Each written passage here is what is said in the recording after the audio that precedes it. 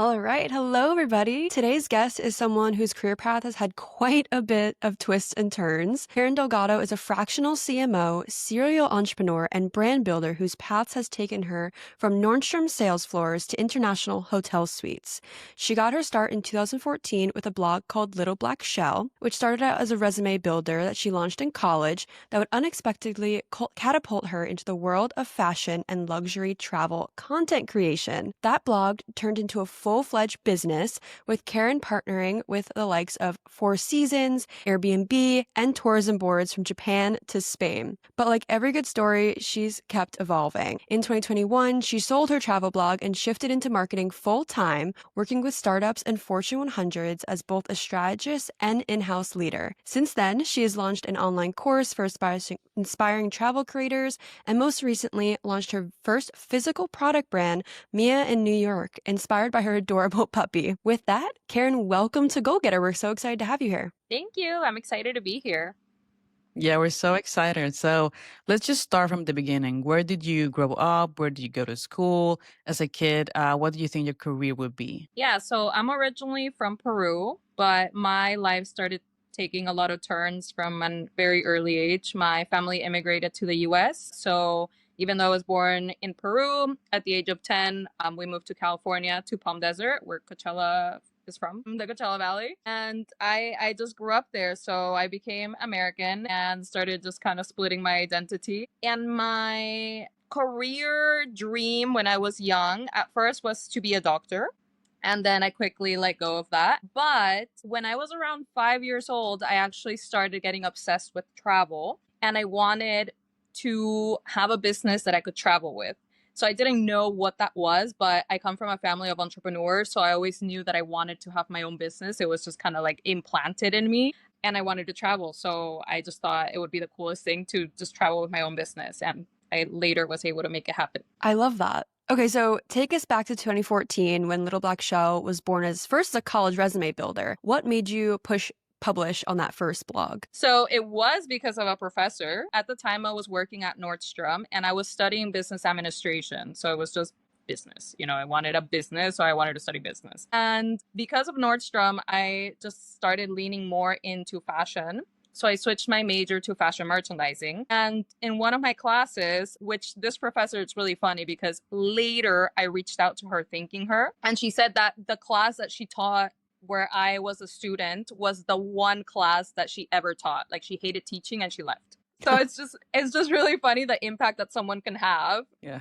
even when it's not your vocation, right? So this professor introduced me to the concept of fashion blogs. This was 2014. It was very early. Chiara Ferragni, I think she's the first influencer, the one that had the blonde salad, and that was 2008. So it was still very early. And she made us research fashion blogs. And also, one of our first assignments of the class was to write a blog post. I had no idea how to even do that at the time, had to do it. I don't remember even if I got a good grade. But after that, she just kept putting it in our heads that having a blog was a great resume builder if you wanted to work in fashion. So that's how I launched Little Black Shell. And my first blog post, I took a screenshot of it before I, got rid of the website. And it's just, yeah, it's awful. But that's what started it all. That's great. I feel like the travel blogging thing is like a dream job to so many people because of course they think they're gonna be just like traveling for free and just eating food and sunbathing. But for you, what is one of your favorite like pinch me moments during your travel blogging years?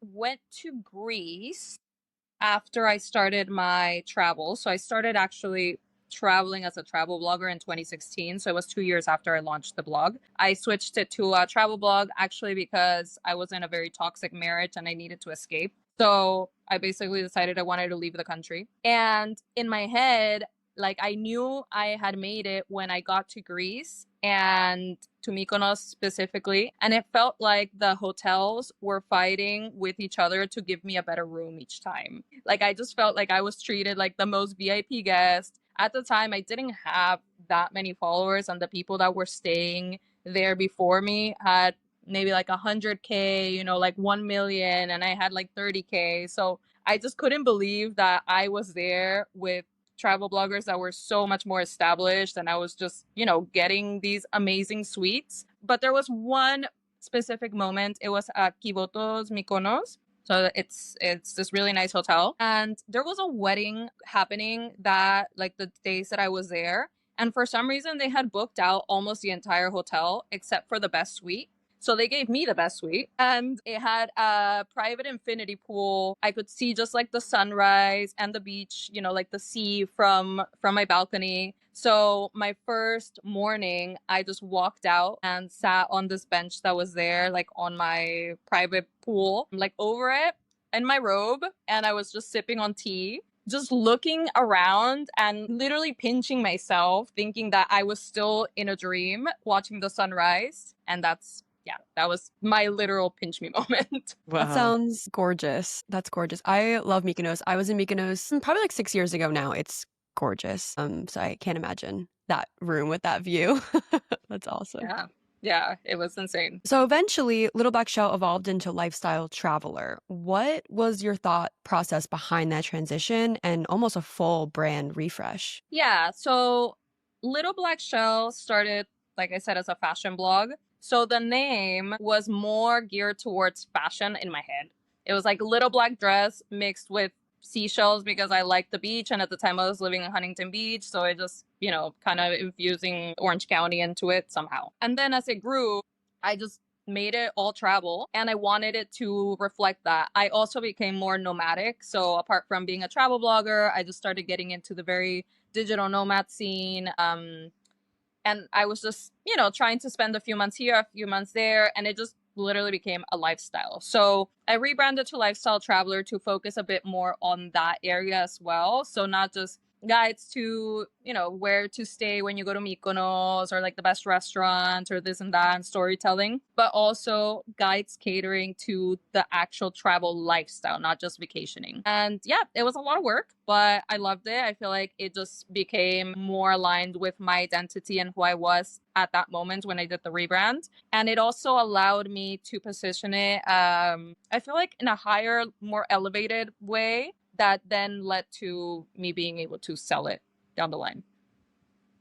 So you did sell it back in 2021. Congratulations for that huge move. What was behind that decision, and how did it feel to close that important chapter in your life that you just spent the past 8 years working on? Yeah, it was a very hard decision. Like I said, I had really leaned into the digital nomad lifestyle. And I think I've made some YouTube videos around it. I don't know if they're still public because I keep putting things in private later. And yeah, it's like you post a picture, you think you look cute, and then you delete it later. That's how I am with content. But anyways, I had leaned into this lifestyle. I really liked it. But the downside of being a digital nomad or a full-time traveler is that you start letting go of relationships, right? So I felt like I was everywhere and nowhere. My friends were everywhere, which was a dream come true. Like I wanted to have, a very international friend group.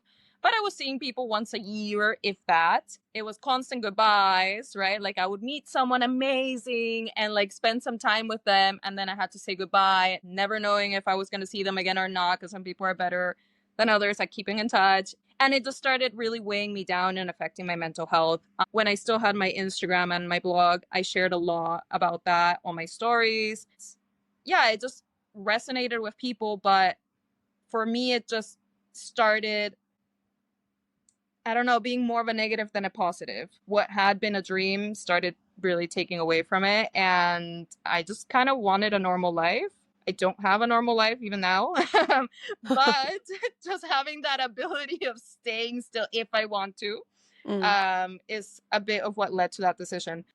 Had kind of let go of the blog a little bit in 2019 when I moved to Barcelona. And after I was in Barcelona, I decided I wanted to go back to the US and go to New York in 2020, which we all know what happened then. But yeah, I feel like pandemic really just killed everything. Travel, obviously, for me, but also just, I don't know, close that chapter. It just, in every way. Yeah. And I just leaned into it. I was like, okay, well, maybe, things happen for a reason, and moving on. Definitely. At the end of the day, you have to do what you feel is right for yourself. And that's something that we talk about a lot on this podcast as well. And I think everyone kind of goes through that in their own way. So that's awesome that you followed your heart and were able to continue down that path that made you the most happy. But I guess you weren't out of the influencer game that long because you then launched the Aesthetics Traveler, followed by the Travel Creator Blueprint in 2023. And what made you decide that you wanted to jump back into that space and go into more on the coaching and mentoring side? Yes. So I think it was in 2021, like right before I sold the blog and like finally just gave up on it, or maybe a little bit before that. Took a program. I was part of a mentorship program, 6 months, that was called Influence to Empire. And it was taught by Christina Galbado. I think she still has online courses and highly recommend if anyone wants to be an influencer. But at the time, she was doing this more like private community thing. And a big focus was on online courses and coaching. Like if you wanted to go from influencer and actually build a bigger business. So I had that information in my head. With Lifestyle Traveler, I ended up deciding to close it down and everything. But I still kind of had that, like the seed in my head that I didn't try. Like I didn't even try to use this knowledge in a different way, right? Like I don't have to be an influencer if I don't want to be anymore, but I could use this knowledge for people that want to be an influencer. Like why not? Like it was literally a dream come true. I wish someone would have taught me how to do this before instead of me just like me. So I had that in my mind.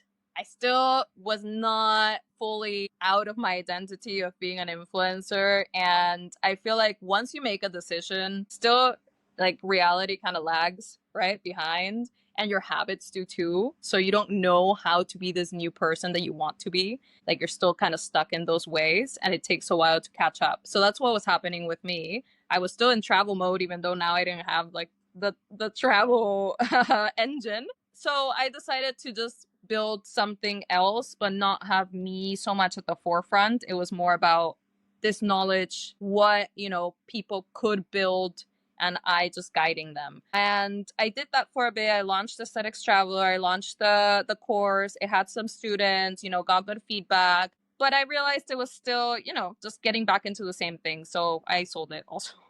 I moved on. I only had it for a year.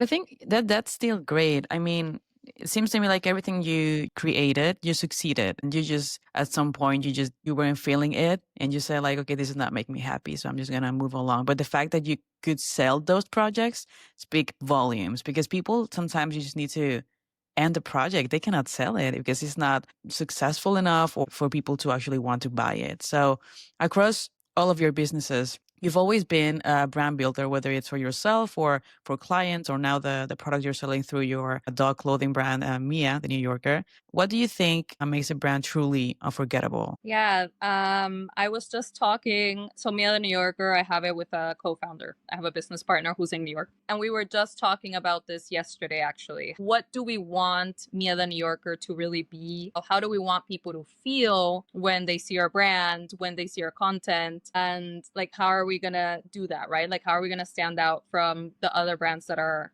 coming up? My answer to any type of brand, right, whether it's travel, tech, blogging, this, dogs, is making people feel what you want them to feel. If there's no emotion in a brand, then it's just a thing, right? It's like it doesn't do anything for you. Like the reason why someone chooses this sweater instead of this sweater, even if they're pretty similar in quality, pretty similar in color, whatever it is, it's because you're feeling something towards that one versus that one. And it's usually because of brand affinity and how you align with that brand. And at some point, you felt something for that brand. Even if you didn't realize that you were feeling something, that brand made you feel something. So it's emotions. I feel like psychology isn't anything, right? There's sales psychology. Like our brains as humans, we are emotional beings, so it's tapping into that. And something that I did when I was still an influencer was always be very transparent and vulnerable. I was trying for a while, I was sharing all the perfect stuff, and then I realized like that's not doing me any good. Like no one's relating to this, like this is not real. Like I want to share that moment of feeling like, what am I doing here on this bench, like look at the sunrise, like how did I get here, like this is not, this is not normal. And like having that feeling of imposter syndrome too. I feel like that is way more real than having people think that, I don't know, I'm like this rich, wealthy person or have a sugar daddy or something, which are comments I would get a lot. Yeah, I think it's being very real, emotional, regardless of the brand, just giving it personality. And the best way to do that is to show the human behind the brands, regardless of how big the brand is. If it has a face, then people relate to it more. I totally agree. And I think it's something that we're seeing in much bigger brands now too. Instead of just like throwing an ad out there, they're really trying to connect with their viewers, with their audience, with their purchasers. And I think that's a super interesting kind of change in the dynamic of marketing, even over just the past like 15 years. It's been interesting to watch that. So I totally agree. And I think your journey is such a good example of just not having to pick one route, kind of trying different things and kind of learning what you love to do. So and I think there's so many women out there in their early careers that kind of feel pressure to pick one thing and stick with it. And I have so many friends, even myself, I'm like, okay, I went to school for marketing. I have to be in marketing. But you don't always have to follow that one strict path. So, what would you say to someone who's kind of afraid to pivot or try something new? Say, especially if you're in your early career, that is the right time to just try everything. So one thing I wish I would have done when I was still in college would be to do more internships. I did, at the time I wanted to be a buyer, so I did one buying internship with Ross. So it's not to shade Ross, but it's just not my thing. You know, like I was at Nordstrom, I like more of the luxury side, and then I went to like the most budget place that, you know, like the buying there was not it for me. And it really tainted the experience for me. Like the company was great, the internship was great, but then I associated that with like the work that I did there with not liking buying. I was not mature enough to see like, well, maybe it's the product you're buying that you're not liking, that is not necessarily, you know, the job itself. But because I did that internship and I had a bad experience because of not fully liking it, I just completely gave up on that dream. I ended up fulfilling other dreams, but it's something that I still have on the back of my mind. Like, wow, I would love to be a fashion buyer. And I didn't give myself that chance just because I didn't do more internships. So, one, if you're trying to decide on something, don't just give up on it if you don't love it from the get-go, right? Like maybe just dissect it and think like, is it really the job that you don't like? Is it maybe the people you were working with that you don't like? Because that's happened to me a lot. Is it the brand? Like, what is it that you don't like? It's not just putting that aside. And then also just trying different things. Like, I wish I would have done more marketing internships and maybe like supply chain and finance, and it just gives you a very well-rounded view, and then you can make an educated decision before locking yourself in the career path. Because unfortunately, there's a lot of companies out there that still look for people that have a very linear career path, which to me does not make any sense because you're just learning the one thing. And when you pivot, it's not actually changing. You're just adding up experience.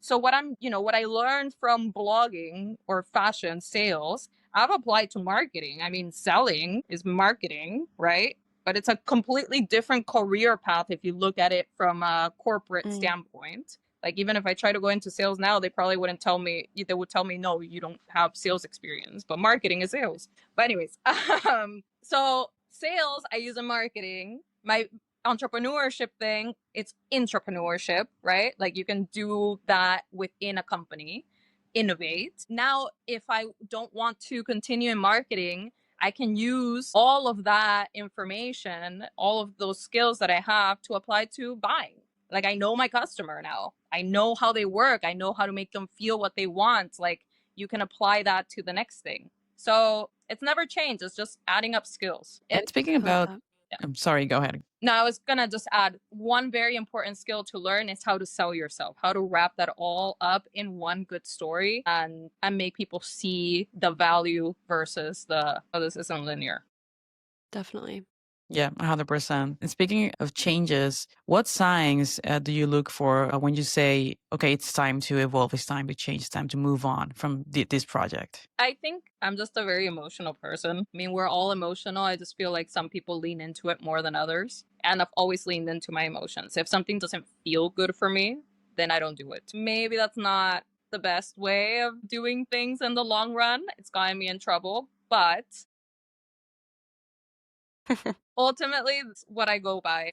If something is taking more than it's giving in terms of it's giving me burnout, anxiety, I'm dreading waking up and going to work and logging in. I feel, I don't know, emotionally abused because of a toxic workplace or something, then pivot, time to Yeah. go. It's not worth it. And something better always comes along. And sometimes it just takes a few tries, but that's what I go by. If I feel happy and energized being in it, like in this podcast, I feel happy, then I'll do it. I'll do more of it. And if not, then Time to go. yeah. Yeah. And I think that's something that everybody experiences and goes through. I know myself as well. My last job, I kind of felt the same way. I was like, okay, we're not happy. Like, it's time to look for the next step. And it's definitely, I think that a lot of people can relate to that for sure. Yeah, but I feel like a lot of people don't take action on it because of fear. Yes, And I think we owe ourselves more, right?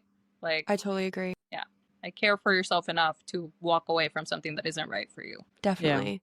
Kind of peeling away the blinders sometimes. Like, yes, you might have friends at that company and so on and so forth. They might give you great, unlimited PTO, but are you really happy? And kind of being able to dig and really find that answer is important. I Yeah, totally agree.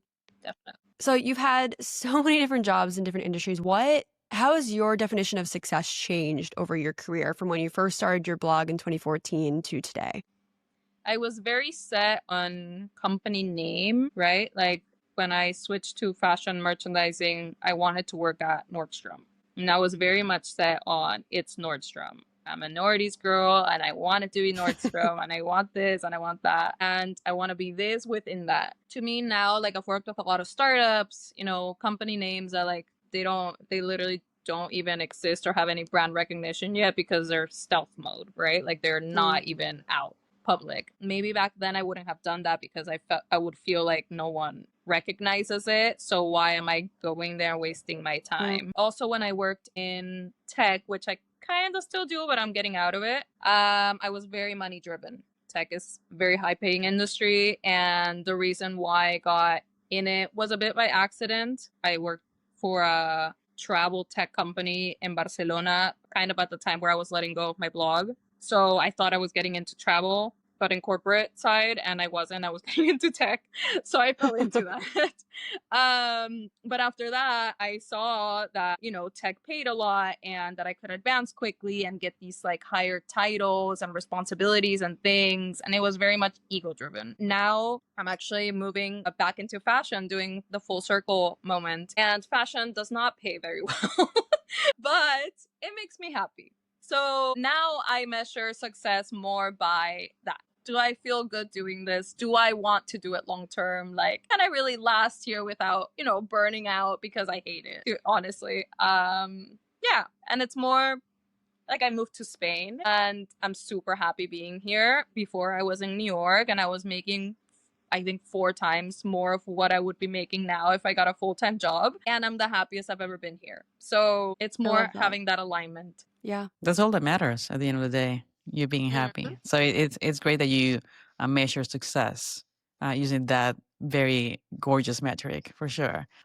All right, before we wrap up, I do want to ask, you spent the past 10 years leaning to your voice and passions, right? As you mentioned, do you see yourself stepping into a particular industry? Please provide spoilers if you can. Is there another business idea that is brewing in the background? Yeah, like I kind of mentioned a little bit, I'm leaning into fashion again. Not sure if I'll go the buying route. I'll probably stick to marketing for the time being, but I do want to just explore more of that industry. With Mia the New Yorker, one of the things that we're talking about as well, Mia the New Yorker, my dog fashion brand, is sustainability. I don't want anything that I touch in terms of making something to ever end up in a landfill or one of these fast fashion beaches in Ghana, or I don't know if you've ever seen the pictures, but it's basically full beaches that are Shein, right? Like clothes from Shein, Zara, all of these companies, and they just end up there and completely contaminate. So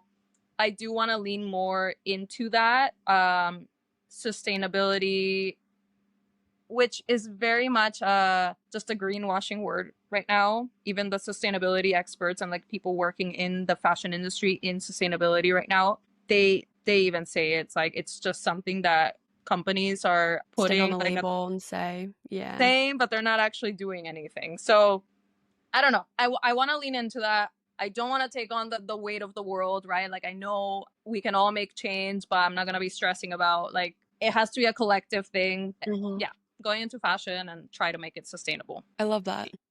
We'll see. We'll see how it goes. We actually had a sustainable lingerie designer on the podcast a few months ago, so maybe we'll put you guys in touch. You guys can talk. Yeah, I She would love works that. with all of that and like sourcing all the sustainable products, and yeah, very interesting. It's very Love interesting. that. I definitely want to talk to her. All right, so the final question we ask all of our interviewees, if your life had a theme song, what would it be and why? And your answer will, in the end, be added to a Spotify playlist that we will be making. Okay, so maybe this has been said already, but the Friends theme song. It hasn't been said, actually. Really? I'm Yeah. Yeah. surprised. So I'm not big on series or movies or anything. Like I haven't really watched much in the whole time that I've been, traveling and stuff. But Friends is the one series that I can watch over and over and over and over Me again. too. Yep. And I just love it.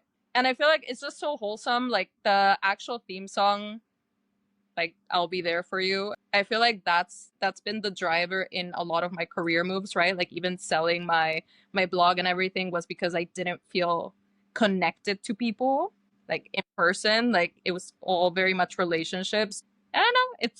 It's that having that support system. Like I want to be there for people and I want people to be there for me. So Yeah, that's a great choice. That's a great choice. Yeah, that's a good song. And I think none of the songs our interviewers have repeated. I think yeah, Yeah, so at the we're gonna be moment, able to build a long playlist on so far we have Spotify for sure. 16 solid songs. Yeah. Yeah. nice, love it. Yeah, but great choice. All right. Thank you so much, Karen, for joining us on the Goal Getter podcast. Is there anything else you would like to add before we wrap up? Just pursue your dreams, as cheesy as it sounds, but like love yourself enough to give yourself a chance. Like just Of do course. it. When I went to travel, everyone told me not to do it. Even my parents were like, "No, you're gonna get lost. Share your Google location." And oh my god, I got lost. I got robbed. All the things, but Oh my you God. know, you survive. Usually, like still have situational awareness, please. Yeah, yeah, But yeah. just do the thing you want to do. I love that. Absolutely. Let's go for it. Yeah, I agree. Great. So, well, we'll tag Kara's LinkedIn and website in the caption. So please go check her out. And of course, make sure to follow us on Instagram and LinkedIn at Goal Getter Podcast for updates and great content. And don't forget to tune in. We have bi weekly episodes you won't want to miss. See you soon, guys. Bye, everybody. Bye. Thank you.